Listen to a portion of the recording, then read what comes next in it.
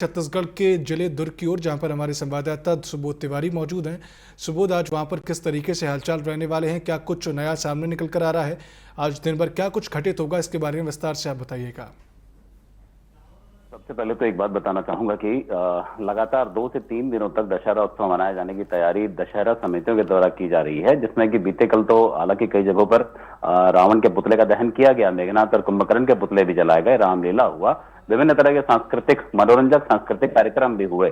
अब उसी अनुरूप आज और कल और 2 दिन रावण के पुतले जलाए जाएंगे। अलग अलग जगहों पर अलग अलग तरह की व्यवस्थाएं देखी जा रही हैं, साथ ही पुलिस की भी चाक चौबंद व्यवस्था देखी जा रही है। इसी कड़ी में एक बात और बताना चाहूंगा सिद्धांत जी, कि शिवनाथ नदी, जिसे कि पहले सुसाइडल पॉइंट कहा जाता था, लगातार अब वो स्थिति बनी हुई है। बीती रात एक युवक जो है वह नशे के हालत में था और वह शिवनाथ नदी के छोटे पुल के पास जाकर वहां से छलांग लगा देता है।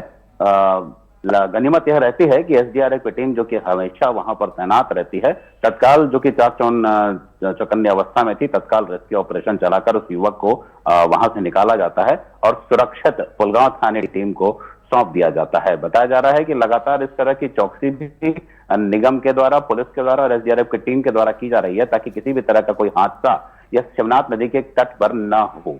एक बड़ी खबर है ये। और दूसरी बात एक और बता देना चाहूंगा कि मौसम को लेकर जिस तरीके से लगातार 2-2 चक्रवाती हवाओं की वजह से यहाँ पर मौसम बिगड़ा हुआ है और लगातार हर रोज अमूमन बारिश देखी जा रही है, चाहे वो छुटपुट खंड वर्षा के रूप में ही क्यों ना हो। बीते रात के बारे में बात करें तो रावण दहन के बाद रात भर झमाझम बारिश हुई, पूरा शहर तरबतर हो गया।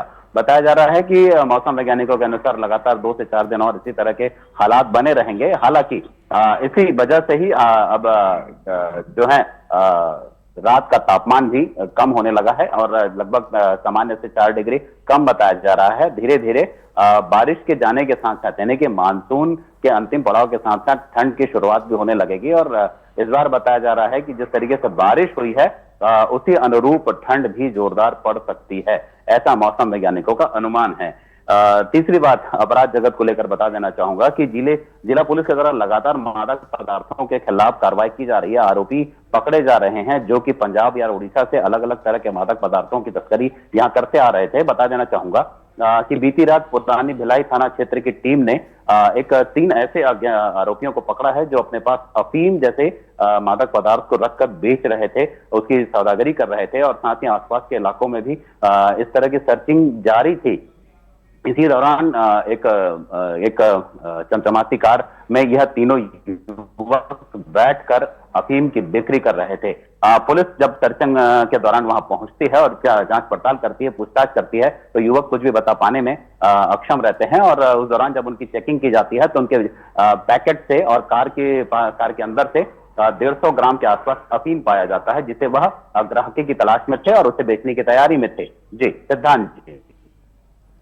ये तमाम जानकारियों के लिए बहुत बहुत शुक्रिया सुबोध आपका। हम बात कर रहे थे हमारे दुर्ग से संवाददाता सुबोध तिवारी से, जो कि हमें बता रहे थे कि किस तरीके की सारी चीज़ें देखने को मिल रही हैं और दुर्ग में लगातार बारिश की माहौल है।